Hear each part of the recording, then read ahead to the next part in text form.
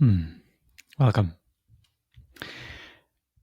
I'm happy to record again. It's been a few weeks since I was in the studio.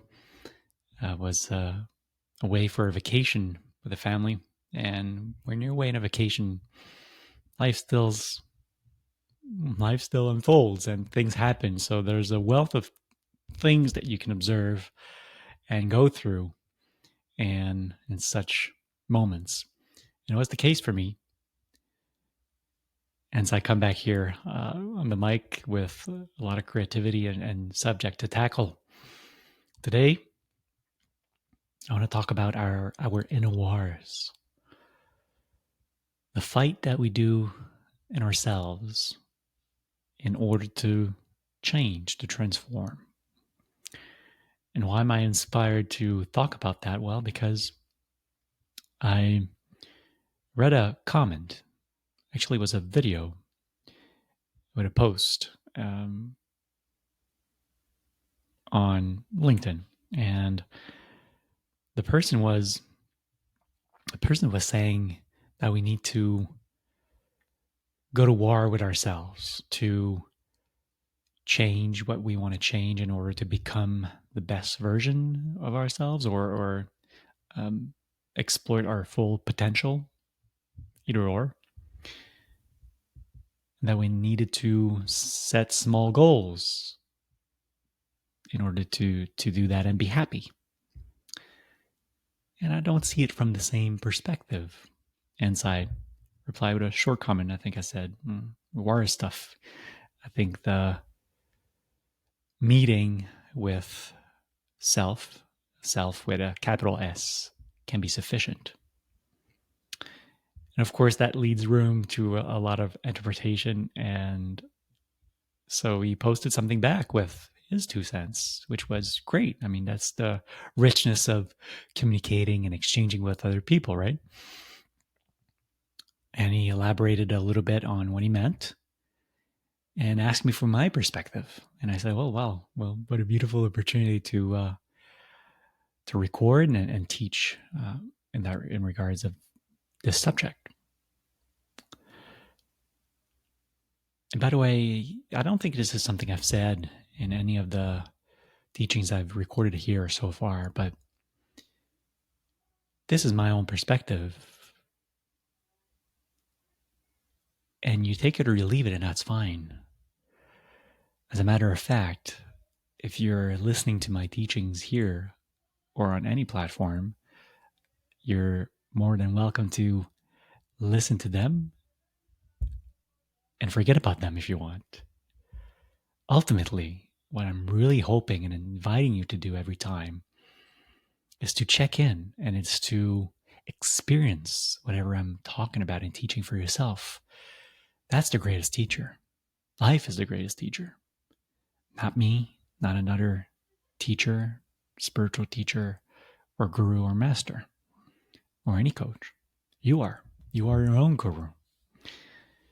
I'm just here to guide and show some light on things that you might not have encountered yet or dealt with. And my own evolution is not done. Not by any closeness enlightened being. Go read about true enlightened beings and what they did, and you'll never use that word again. I'm a simple man, a simple teacher that experienced a lot on the spiritual path and was willing to share my own experiences and recognition of truth. But that doesn't mean anything until you experience for yourself. So that's what I'm inviting you to do here today, and in any other teaching that you might listen to, whether it's from me or somebody else. There's so much to say about inner wars, and we quite vividly know about them from personal experiences and from what we can observe. We don't need to go far. I'm recording this in 2024. We can go far depending on where you are in the world, but we don't need to think about it too far to recognize that we do have inner wars. Look at Putin and what he's doing in Russia, whether it's legitimate or not. It's not for me to say. But creating war and invading other countries and killing people, I think it's fair to say that one is very disturbed inside to do that. Otherwise, there's no reason why you would do such acts. So inner wars is our predicament. That's what we all go through as human beings. And how can it be any different? Because we are here on earth to evolve, right? I don't remember who said that, but it's quite true. Souls are sent here on earth to evolve. And let's not get into karma and whatnot, and diseases and why people die and all these things. We're here to evolve, and we all go through our inner wars, whatever that looks like for you and me. For some, it might be more painful, more terrible than others, but at the end of the day, suffering is suffering. And we all suffer from the inner wars that we create for ourselves, dependent or not on external events. You know, terrible things happen to some people, didn't have anything to do with that. But then it's safe to say that as you evolve spiritually, if you're still suffering from those things that happened 20, 30, 40 years ago, 50 years ago, 70 years ago, well, you're creating that. Not anybody else. And it's not anybody's faults anymore. When the event is done, as terrible as it might be. And if we're still suffering from that, that's our problem. But that's big stuff. How about the little stuff? Because that's what the person was referring to.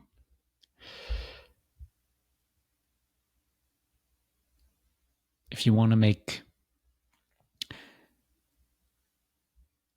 change in your life,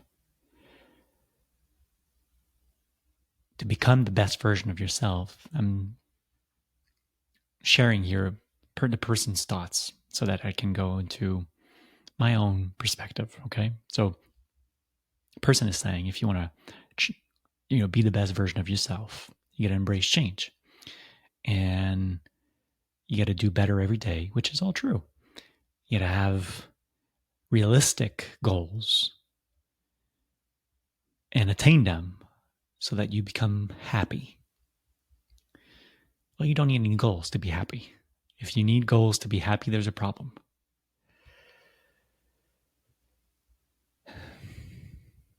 I have so much to say. So let's keep going with what the person shared with me to give the level the playing field here on this subject of inner wars. So the person said that the meeting with our higher self is a first step. To be conscious in order to be able to make decisions. And when you're there, you gotta make choices, and you gotta go at war with yourself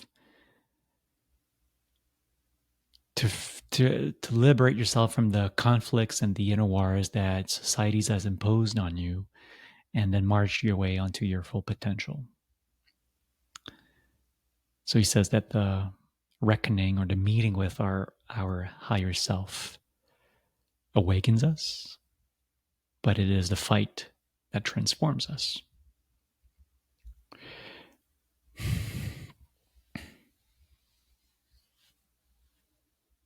It's very poetic, and that's what we'll read and hear about in most of the personal growth books and teachings out there.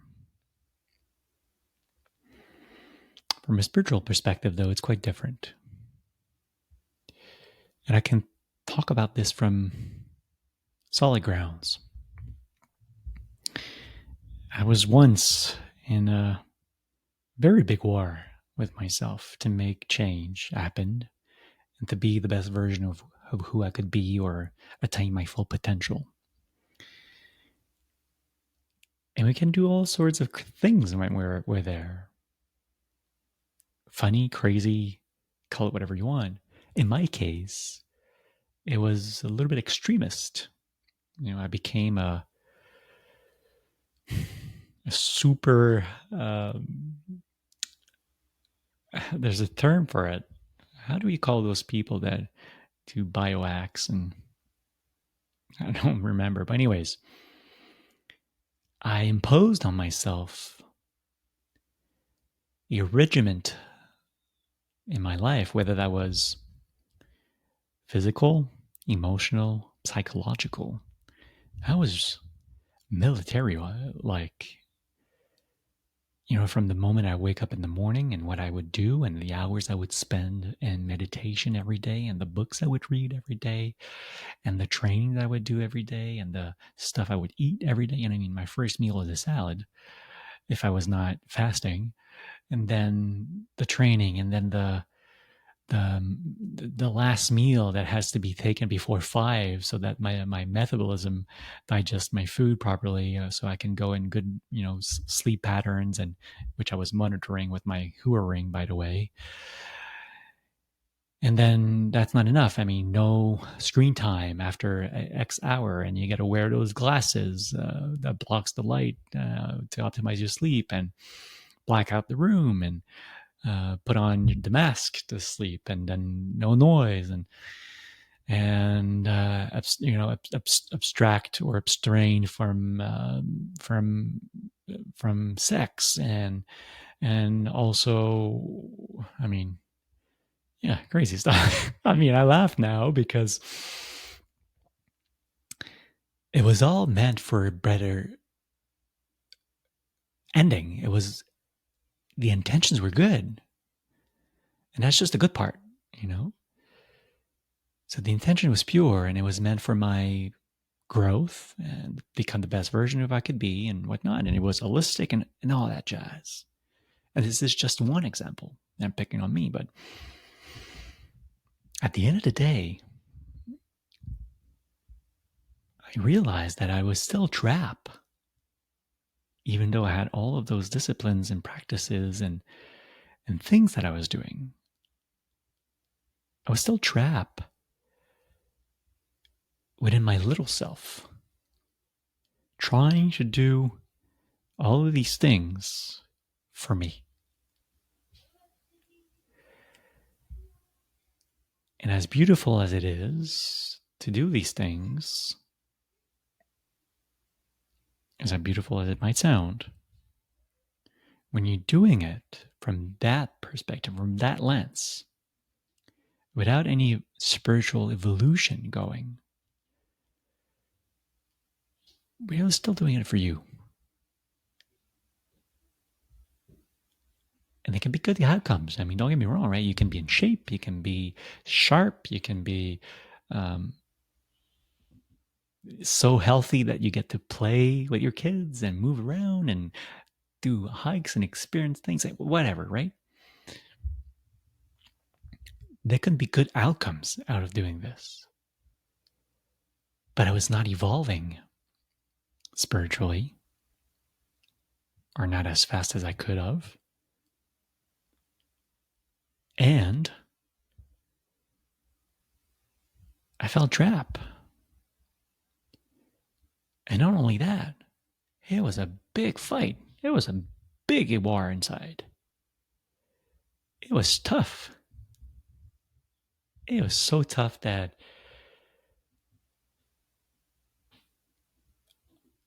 it burned me. On top of all of those obstacles we have to go through in our lives, and potentially conditionings and patterns and traumas that we have to overcome. Add on top of that all that I shared. I mean, at one point I was on my knees crying that I wasn't going to be here anymore and I would be fine. So that's one extreme, obviously. But my point is, it's easy to fight with oneself in order to grow and become a better version and to attain your full potential. And it seems like it's our natural default, too. We've been conditioned that way, perhaps. But society doesn't have anything to do with that anymore. You know, if you want to free yourself from the chains of society, like the person said, well, you got to do that for yourself. And you're responsible for being chained. Nobody chained you. You did. And there's this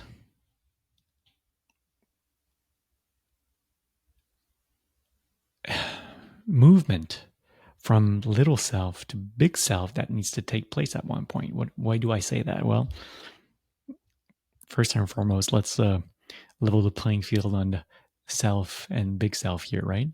When you read all the different scriptures and from different traditions and whatnot, from masters and gurus and saints and teachers and anywhere, anything, they all pretty much agree on these two terms. Little self, with a little s, is egoic base, is what is motivated by your fears, by your doubts, by your desires, your preferences, your needs, your hopes, your dreams. All of that is in the same boat there. Little self stuff. Capital S, self, is your higher self.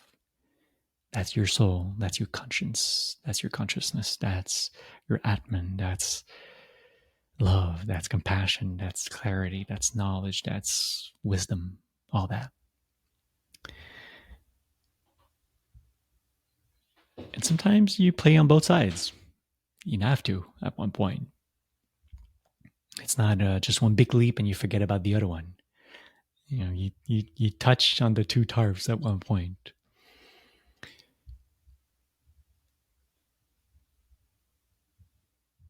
But soon enough, one will realize that fighting with oneself is not a necessity.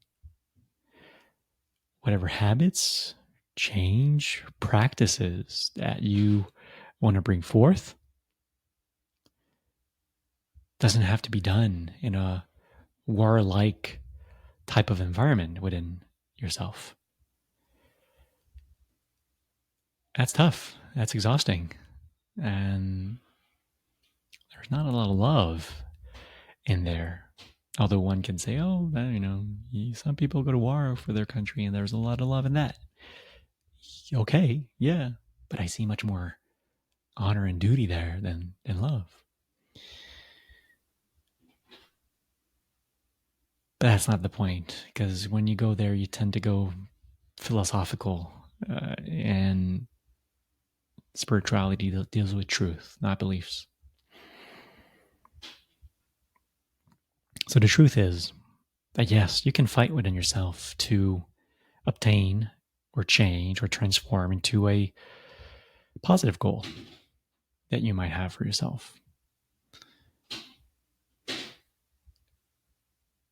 But soon enough, you start to realize that there's other ways, and it doesn't have to sound and feel like a fight.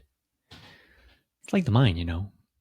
If something comes up in your mind and you get disturbed, there's no point in fighting with it. Don't fight with the mind. You lose. It's like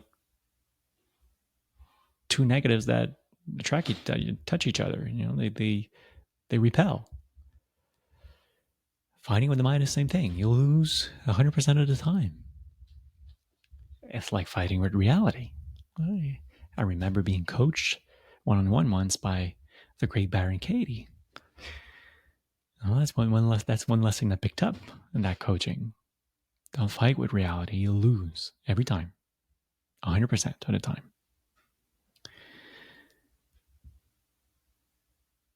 As there has to be another way.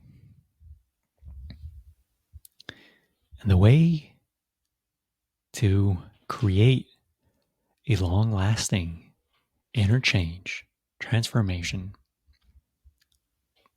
has to do with consciousness.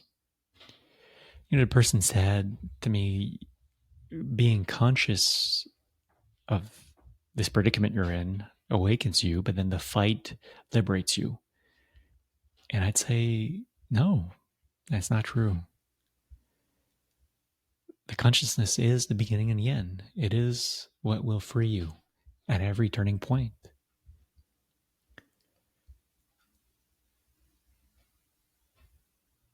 When you become accustomed to being more and more conscious every day of your life, it will help you to effortlessly do what needs to get done. Take someone that overeats, for instance. Well, if I'm overeating and I don't know when to stop, and I feel bad every time I do so, at one point in this equation, the lack of consciousness is the main factor. Because if I would be aware of the fact that I am filling my body with an enormous amount of food, whether it's good food or not, by the way, same thing, then that's a spark, right? Maybe that's the recognition or the awakening the person was talking about. But then as you evolve and you place more and more attention on being conscious every day, you will see yourself actually eating. I often see it for myself as another pair of eyes here looking at me. And that pair of eyes here looking at me is my soul, is my consciousness, is the everlasting, never dying piece of me that can be observing my physical body and what I do and what I eat, and can tell me, look, buddy, that's enough. You know it's enough. Just listen in. And that alone can be the great turning point instead of the inner fight. If I'm not conscious, there's a fight happening inside because I want something. I'm listening to my bodily needs. My senses are craving something. And then I'm starting a fight inside to battle this need, senses, ideas, concepts, and whatnot that will come up in emotions and that will come up when I'm in this position of wanting to overeat or wanting to eat more. If I'm not conscious, all of that will happen. And then there's a big fight that will happen inside. If I'm trying to mitigate that by having a strict diet and exercising and doing all of that jazz, it's going to work. It's going to be good, but it's still going to feel like a fight. I think the moment that somebody doesn't feel like it's a fight anymore might be because it's just ingrained now.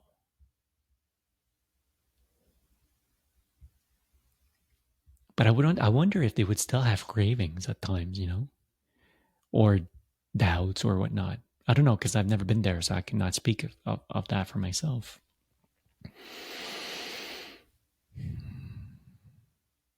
But I can certainly compare it to other things in my life, and then the answer would be yes.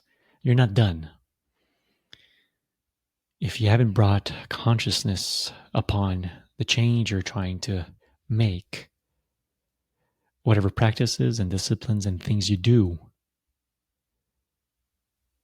whatever positive outcome you'll get out of it, there's still going to be some fears and some doubts and some cravings and some attachment. You're not free. You're not done. When you bring consciousness into the mix, it does you. You're not doing anything anymore. It becomes so clear that what needs to get done, and you do it. That's the main difference between the confusion that people have around non-dualism. They all think it has to do with external action. It doesn't. Non-dualism is something of the inside. It is the fight you're not having inside of yourself. You will have to do something at every point in time in your life. It's inevitable. That's just the nature of life. It's a happening place. You will have to do some things. You will have to have actions.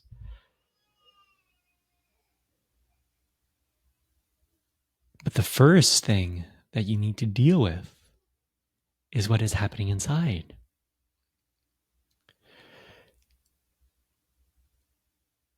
How much harder will it be for someone that is trying to create healthy habits around, I don't know, their physical well-being, or someone that is trying to get rid of their overthinking? How difficult would that be for those individuals if they fight it? They fight every impulses and every desires and every thing inside their own body and mind. It's hard. And you know it from your own experiences. If you try to control and mitigate what is happening inside by doing things outside, you're going to go full circle. And you're not evolving spiritually when you do that. You may have positive outcomes, physically, emotionally, psychologically,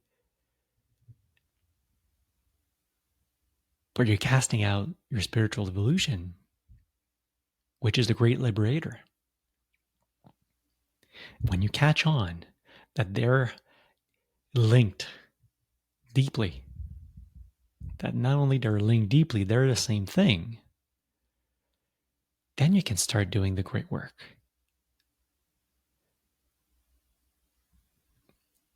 And the great way is not difficult for those who have no preferences. Let us remind this one.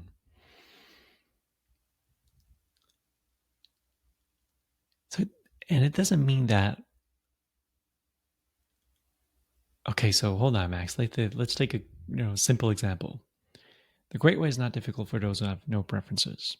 I don't have any preferences as far as my body goes anymore. Whether I'm overweight or not, doesn't matter. No preferences. So you tell me that I should just go and live on my life and remain in this predisposition? Well, no, that's not what I'm telling you. What I'm telling you, though, is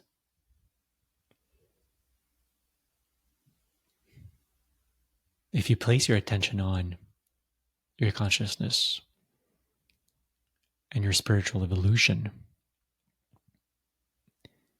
your body will take care of itself.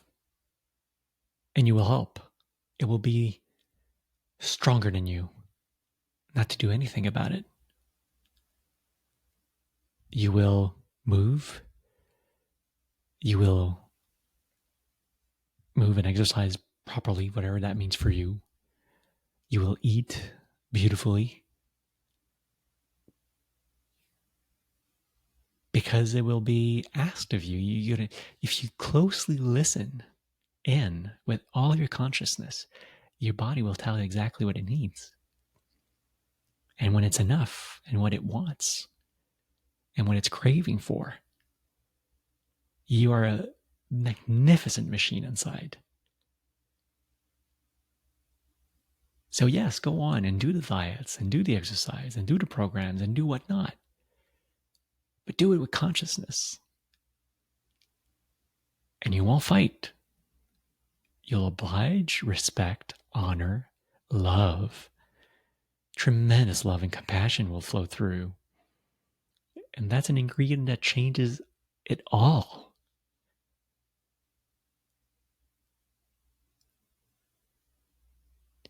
Consciousness is the beginning and the end. That's the great liberator. And you want that when you walk that path and you bring this along with you, you will grow in compassion beyond your imaginable, hopes. You will grow in compassion. You will grow in love. You will grow in patience. You will grow in wisdom and clarity.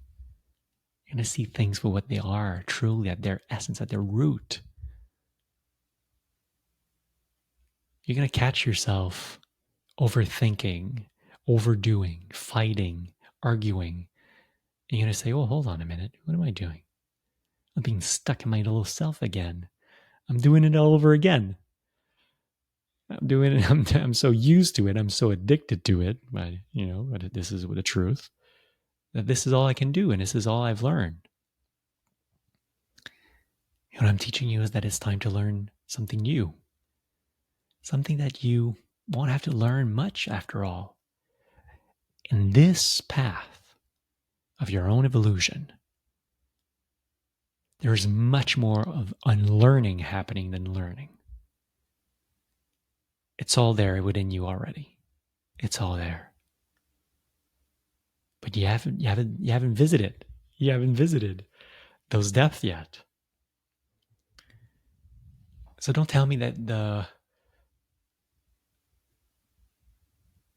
don't tell me that the self is just the awakening, and then the fight is what the great transformer. You don't know what the self is yet. You're fighting because you don't know what the self is. And when you think you know the self, well, you don't. It's just spiritual bypass. It's just another stage. So keep looking, keep observing, keep connecting. And you do that with tremendous patience and observation and love. It's not up to chance that yoga, which is a great scientific approach to life, as one of his path as bhakti yoga, devotional yoga. When you give your life and love to somebody else greater than you, whether it's a guru or God or life, or call it whatever you want, by definition, you need to start getting out of your little self and all of the fighting and combat and wars that you do inside of you, and all of those conditionings and patterns and traumas and whatnot. You have to get out of that by definition, because it's not about this anymore. It's about something bigger than yourself. And all of the yoga paths will lead you there. The Western way of doing yoga, even though you don't know about it, is an action. It's by doing. Whether it's at work, whether it's in your family homes, whether it is in your relationship, you will have to do things. Whether you want to be the best version of yourself or exert your full potential, you'll have to do things. And it is in this very doing that you have an opportunity to free yourself at every turn, at every moment. Because by doing, you will come up against stuff that you don't like and that rocks your boat and that ignites something inside. Obstacles will naturally rise up by themselves. And you got to work with them. You got to work with yourself first and then work with them. And that's not a fight. That's the work. You can do that with ease. It doesn't mean it's not going to be hard. It doesn't mean it's not going to be painful. I can tell you that much. It's going to be painful, emotionally, physically, mentally. The stuff that you stored inside can literally hurt when they go out. It will hurt in one way or another. I can promise you that much. It can also hurt physically. I've experienced this myself. I've let go of a few things in my life, and some of them hurted like hell. Like hell. Physically. I thought I was going to die. It's a big release of energy. We spent a whole talk on that. There's a teaching that you can go. I don't remember the name. I think I called it The Dance of Your Energies. There it is. Yeah. Go listen to this one. You'll connect the dots with what we're talking about here about our inner wars and where it's coming from and how it's all energy that's been stagnant within that you need to free, you need to liberate. You know that I love yoga. I might be a great Christian yogi, but you know that in yoga, they say, or they call God Chit Shakti. Chit Shakti is the name they use for God, meaning conscious energy.